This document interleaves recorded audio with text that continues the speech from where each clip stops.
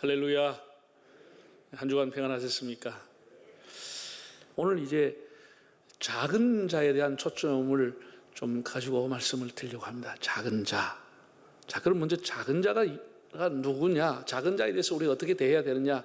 예수님이 하신 말씀을 먼저 마태복음의 10장과 25장에 나온 두 절을 함께 읽어보겠습니다.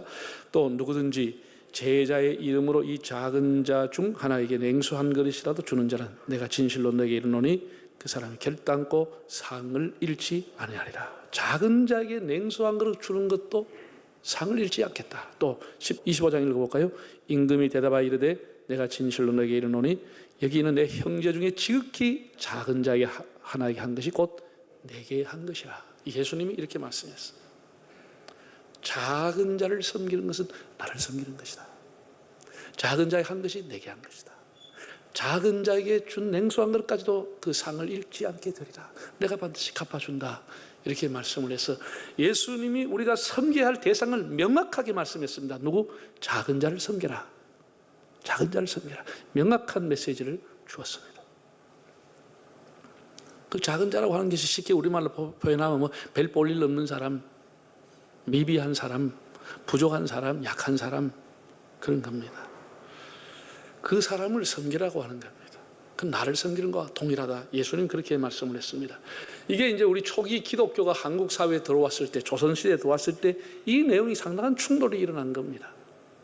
여러분, 우리가 이제 오랫동안 중국에 인접해서 중국으로부터 사상이라든지 문화라든지 많은 것에 영향을 받았습니다. 그 중에 유교의 영향을 굉장히 많이 받았습니다. 지금까지 유교의 문화 그대로 갖고 있습니다. 그 유교라고 하는 게 뭡니까? 물론 삼국시대, 고려시대 다 유교의 영향 아래 있었습니다. 유교가 사회의 어떤 사람 사이의 어떤 예의, 사람 사이의 관계를 다 그런 이루게 했는데, 구체적으로 조선을 건국했던 이성계와 삼봉 정도전이 만났는데 정도전이 모든 이론을 제공합니다. 그 정도전이가 조선을 건국한 근간, 기초가 뭐냐? 주작, 중국에서 오는 유교라고 하는 겁니다. 유교를 가지고 조선을 건국한 겁니다. 통치 이념으로 삼은 겁니다. 그러면 유교의 핵심이 뭐죠? 상강오륜이나 이런 겁니다. 대학 논어에 나오는 겁니다. 그 내용이 뭡니까? 예와 충효입니다. 유교는 사람 사이의 관계에 예라고 하는 것, 예의를 지켜야 하는 겁니다. 그리고 국가에 대한 충, 사람에 대해서는 효, 이 세 가지, 서너 가지를 가지고 유교가 만들어지고 그 핵심으로 사회를 유지해 왔습니다. 그러니까 그 유교 사회에서 가정에서 누가 제일 어른이냐? 두말할 필요 없이 가장이죠. 연장자 할아버지가 제일 어른입니다. 그를 섬겨야 하는 겁니다. 나라에서는 누가 제일 어른이지요? 군왕, 왕, 임금이 그 사람이 제일 높은 사람이면 그 사람을 섬겨야 하는 겁니다. 다른 사람은. 일반 사회에서는 누구를 섬겨요? 선비들, 양반들, 연장자, 이런 사람을 섬기도록 수백 년 동안 유교가 2000년 이상 우리를 이렇게 지배한 거예요. 여기에 깰 수가 없는 거예요. 어떤 사람도 이 흐름, 이 서열을 깰 수가 없는 거예요. 이게 문화가 딱 됐어요. 네. 기독교가 들어왔습니다. 기독교가 들어와서 예수님의 가르침이 어른이 어린아이를 섬기라는 거예요. 큰 자가 작은 자를 섬기라는 거예요.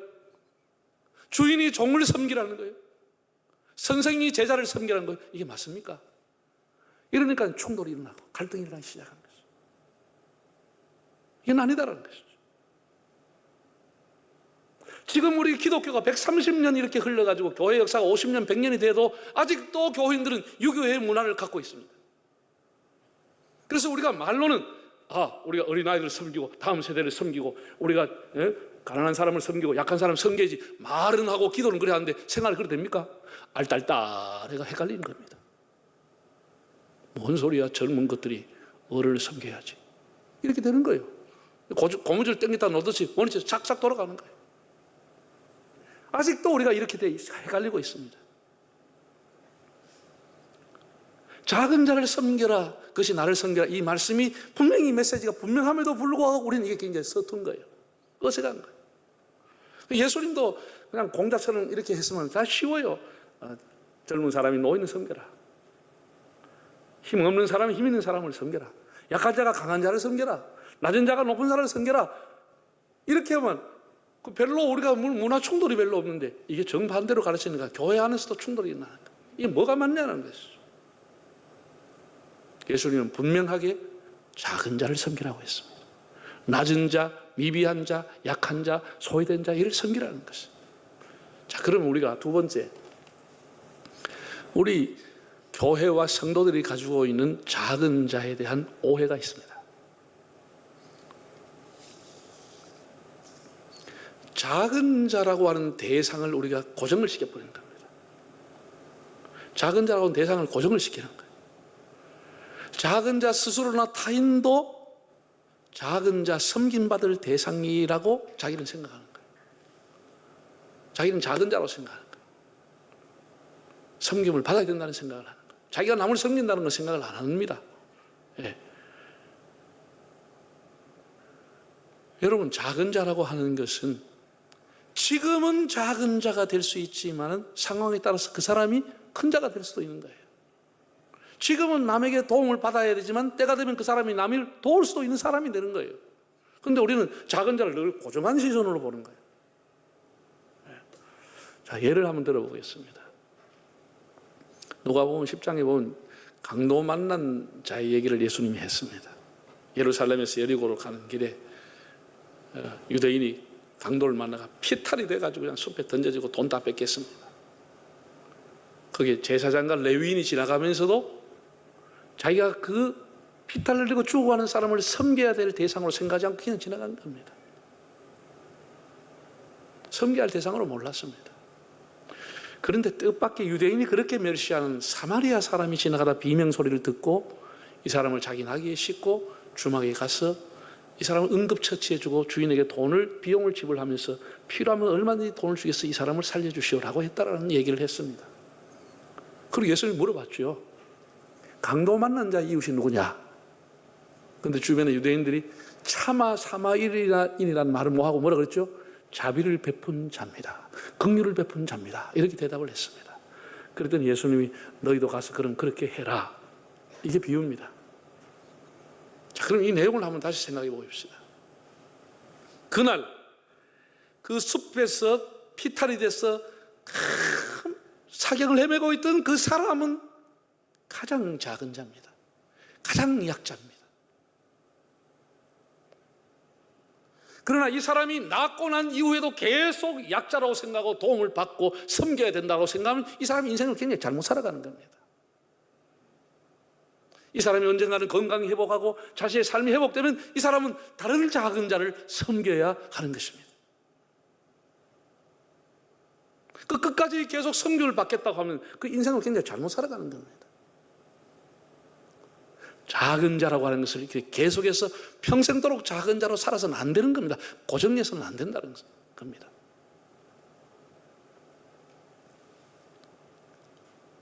이런 작은 자도 어느 날 회복되고 건강해지면 다른 사람을 돕는 큰 자가 돼야 되고 섬기는 자가 돼야 되죠. 우리가 일반 사회에서 말하는 자선 사업과 교회가 이게 다르다는 겁니다. 여러분, 사회에서 자선은 어떤 겁니까? 그 대상이 딱 정해져 있습니다.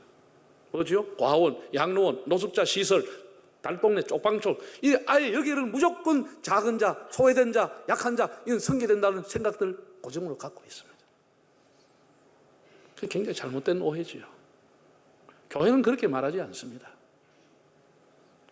물론 그들을 섬겨야 되죠. 그러나 오늘을 섬길 받을 위치에 있지만은 내일 그 사람도 다른 사람을 얼마든지 섬길 수가 있다고 하는 것을 가르쳐야 하는 것이죠. 섬기는 자가 되게끔, 더 작은 자를 섬기는 자가 되게끔, 더 약한 자를 섬기는 자가 되게끔 우리가 도와주고 용기를 주고 희망을 줘야 하는 것입니다. 기독교의 약자의 돌봄은 약자로서 섬김을 받음으로써 끝나는 게 아니고 언젠가는 자기도 도와주는 자가 될 수 있도록 가르쳐주는 것이 기독교의 복음이라고 하는 겁니다. 그러므로 작은 자라고 해가지고 자기가 평생도록 작은 자로 살아서는 안 되는 겁니다. 평생도록 남의 도움만 받고 살아서는 안 되는 겁니다. 나도 도울 일이 있다. 나도 섬길 수 있다. 나보다 더 작은 자가 있다는 생각을 가지고 섬길 수 있는 것이 뭔가를 자기의 상황 속에서 찾아야 하는 것입니다. 우리가 간혹 신문에 혹은 뉴스에 이런 게 납니다. 정부로부터 그 생활보조비, 기초생활보조비를 받아가지고 연명하는 할아버지 할머니들 중에서 그거를 저축하고 모았다가 자기보다 더 어려운 사람을 기부하는 거 보셨죠? 얼마나 놀랍습니까? 이것이 기독교의 정신이라는 거예요. 자기가 평생도록 얻어먹고 도움받아 살지 않고 나도 작은 것이지만 이것을 내보다 더 작은 사람 도와주라. 나도 섬기겠다. 이것이라고 하는 겁니다. 여러분, 우리가 예수 믿는 사람은 하나님 앞에서는 평생도록 나는 작은 자입니다라고 살아야 됩니다. 이건 고정입니다. 나는 하나님 앞에서는 평생 작은 자로 나는 작은 자입니다. 눈물 흘리며 하나님 앞에 살아야 됩니다. 그러나 우리의 인간 사회에서는 평생을 작은 자로 살아서는 안 되는 겁니다. 자, 여러분, 우리 교회 안에서 제일 작은 자가 누구죠? 나이 어린 사람입니까? 나이가 많은 분입니까? 교회 안에서 제일 작은 자 누구예요? 새신자입니다. 교회 새로운 사람입니다. 이 사람 모든 것이 쭈삣쭈삣하고 예배도 어색하고 사람 만나는 것도 어색하고 모든 것이 어색한데 우리가 그래서 기존 신자들이 새신자를 섬겨야 하는 겁니다. 그 사람이 목사 장로를 못 섬기는 거예요. 우리가 새신자를 섬겨야 하는 거예요. 이게 거꾸로 되면 교회가 안 되는 것이요. 그 사람이 교회에서는 가장 작은 자입니다. 그런데 그 사람이 3년이고 5년이고 계속해서 나는 대우받는 새신자다. 그러면 그 사람은 신앙생활을 거꾸로 하는 겁니다. 그 사람도 때가 되면은 또 다른 새신자를 섬기는 자리에 서야 하는 겁니다. 또 다른 작은 자를 섬겨줘야 그 교회가 성숙하는 교회가 되어가는 겁니다. 이해가 되는겨? 마스크 끼고 말도 안 하고 가만히 있으니 참 말이 된다. 좀 알아들었으면 고개라도 좀 끄덕해보소, 그냥. 알아듣는겨? 이해가 되지요? 작은 자가 평생도록 작은 자로 살아서는 안 된다는 거예요. 그 상황에 따라서 작은 자도 얼마든지 도와줄 수 있는 사람으로 자라야 되는 겁니다. 그게 교회 교육입니다. 여러분, 그러면 여러분 가정에 한번 적용해 봅시다. 지금 여러분의 가정에 작은 자가 누구지요? 각자 가정의 상황이 다 다르니까 다를 수 있겠죠. 어쩌면 이 코로나 팬데믹 시대에 여러분 가정에 기둥같이 믿었던 가장이 가장 작은 자가 될 수 있습니다. 사업을 해야 될지 말아야 될지, 이거 뭐 회사에 가야 될지 말아야 될지 여러 가지 압박받고 어려움 받고 있고 생계를 책임지고 있는 가장이 어쩌면 가장 작은 자가 될 수 있고 가장 잠 못 자고 고통당하는 사람이 될 수 있습니다. 어쩌면 며느리가 가장 작은 자가 될 수 있습니다. 살림살라니 애 키울라니 사이사이 직장 가야 되니 가장 힘들고 어려운 며느리가 가장 작은 자가 될 수 있고 가정은 그 사람을 섬겨야 하는 것입니다. 어쩌면 연세가 많은 시부모님이 나이도 많고 외롭고 병들고 찾아오는 사람도 없고 그 사람이 작은 자가 될 수도 있습니다. 가정마다 형편이 다르겠죠. 가장 힘들게 살아가는 그 사람이 가정 중에서는 가장 작은 자인 것입니다. 단순히 나이가 많다고 작은 자가 되는 게 아닙니다. 단순히 어리다고 작은 자가 되는 것도 아닙니다. 내가 이 얘기했더니 우리 집 사람이 우리 집에서 당신이 제일 작은 자요 그러더라.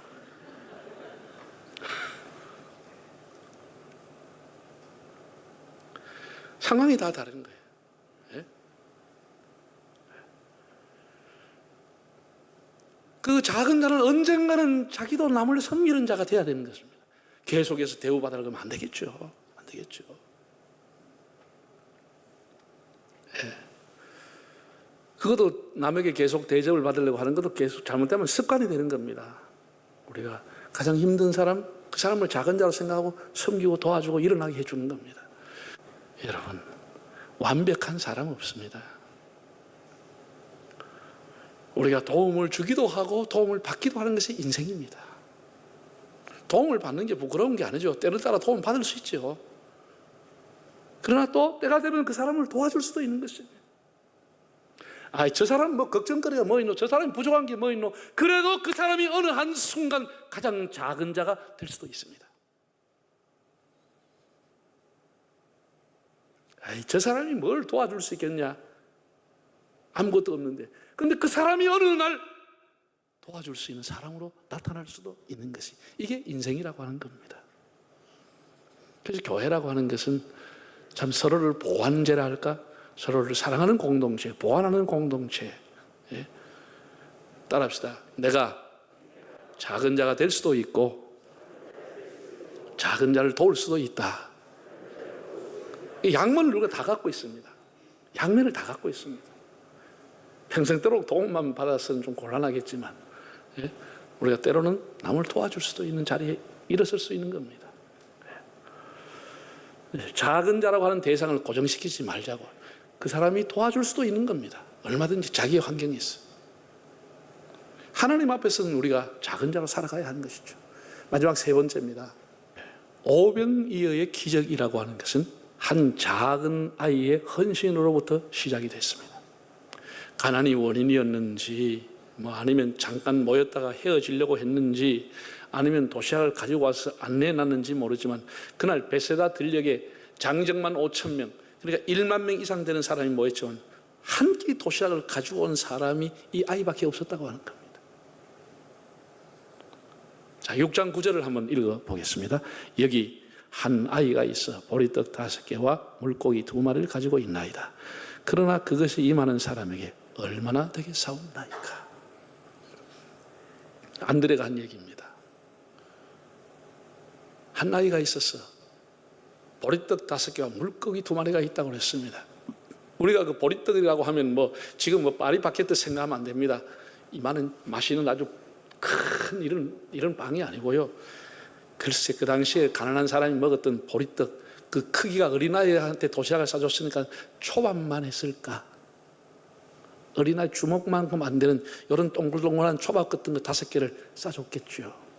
여기 물고기라고 했는데 요한복음을 보면은 원어에 물고기가 옵사리온이라는 단어로 되어 있습니다. 일반적으로 우리가 물고기를 익두스라고 하는데 요한복음은 옵사리온이라고 하는 단어는 어부가 고기잡이를 하고 와서 선창가에서 이렇게 그물을 손질하면서 큰 고기를 바구니에 담아가는데 그 아주 작은 고기 버리고 갔습니다. 그 작은 버려진 고기를 옵사리온이라고 불렀습니다. 그러니까 요리가 된 그걸 가지고 가부라든지 어려운 사람이 그걸 가지고 와서 집에서 소금을 절여가지고 그걸 절였든지 뭘 해가지고 두 토막 난 조그마한 고기, 이게 옵사리온입니다. 우리가 그림 같은 거 보면 크다란 고기 그려놨는데 그거는 그냥 그림이고요. 진짜는 그게 아니고 조그마한 고기, 애가 먹는 두 토막 소금에 절인 거다.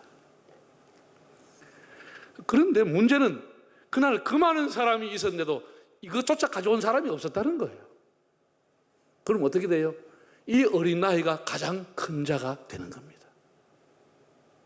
이해가 되세요? 그날 그 베세다 들녘에서 가장 큰 자가 누구냐? 이 어린아이가 가장 큰 자인 것이에요. 이 아이만 갖고 있는 거예요. 이 큰 자가 되는 어린아이가 기꺼이 내놨다는 거예요. 아무도 내놓은 사람이 없어. 큰 자가 되는 것은 나이하고 상관이 없는 거예요. 자기의 희생과 헌신을 통해서 섬기게 되는 겁니다. 그날 빵이 하늘같이 쌓여졌다고 기적이 일어나는 게 아닙니다. 이 아이의 헌신이 기적이 일어나게 되는 겁니다.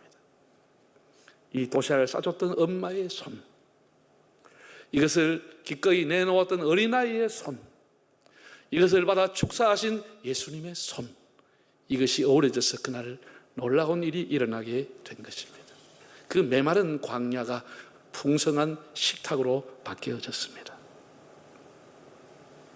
여러분, 우리가 성경의 역사를 보면은 뭐 대단한 사람이, 큰 사람이 무슨 큰 역사를 이루는 게 아닙니다. 여러분, 성경을 잘 보십시오. 거의 다 무명의 사람, 가난한 사람, 보리떡 같은 인생, 보잘것없는 사람이 하나님의 역사에 크게 참여하고 역사와 운명을 바꾸는 것을 보게 됩니다.